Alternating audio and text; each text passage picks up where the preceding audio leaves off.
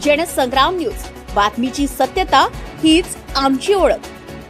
वर्धेत औषध विक्रीचा मौत बाजार, नागरिकांच्या जीवाशी खेळ, परवानायकाच्या नावावर पेढी दुसऱ्याची, नोकरांकडून नवऱ्याकडून सेवानिवृत्त सासरे यांच्या मार्फत औषध विक्री, वर्धेत जीवघेणा प्रकार।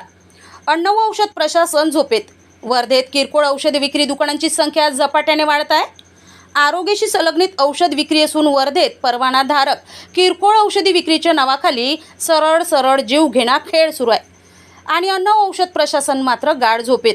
शहरात अंदाजे 250हून अधिक किरकोळ औषध विक्री दुकाने आहेत, पण नियम फक्त कागदावरच।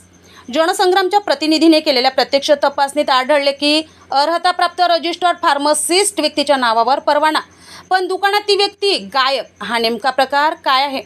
नियमानुसार नोंदणीकृत फार्मासिस्ट यांच्या देखरेखीखालीच किरकोळ औषध विक्री झाली पाहिजे की ज्या व्यक्तीला औषधबद्दल संपूर्ण माहिती रुग्णाशी समुपदेशन आवश्यक आहे, परंतु अधिकृत रजिस्टर्ड फार्मासिस्टच्या देखरेखीखाली औषध विक्री न करता नोकर, सासरे, नवरोजी यांच्या देखरेखीत सर्रास औषध विक्री होताना आढळले। ज्या व्यक्तीकडे औषधांचे ज्ञान असायला हवे ती व्यक्ती घरात आणि दुकानात औषध विकतोय कोण? शैक्षणिक पात्रता नसलेले नातेवाईक किंवा सरळ पगारी नोकरच। हे केवळ विनयभंग नाही, तर हा आहे रुग्णाच्या जीवाशी खेळणारा धोकादायक कटच म्हणावा लागेल। नियमबाह्य, चुकीचे औषध, चुकीचा डोस, चुकीचा सल्ला दिला जाऊ शकतो। याचा परिणाम थेट रुग्णाला मृत्यूपर्यंत घेऊन जाऊ शकतो आणि याची जबाबदारी घेणार कोण? अन्न व औषध प्रशासन काय करतंय? अशा नियमबाह्य पद्धतीने चालणाऱ्या औषध दुकानांवर कारवाई का नाही? की कुणाच्या दबावाखाली किंवा लिफाफ्याखाली सर्व काही चालू दिलं जातंय?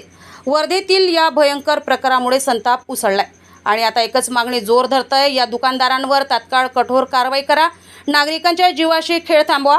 कारण हा प्रश्न फक्त नियमांचा नाही, तर प्रत्येकाच्या जीवाचा आणि आरोग्याचा आहे।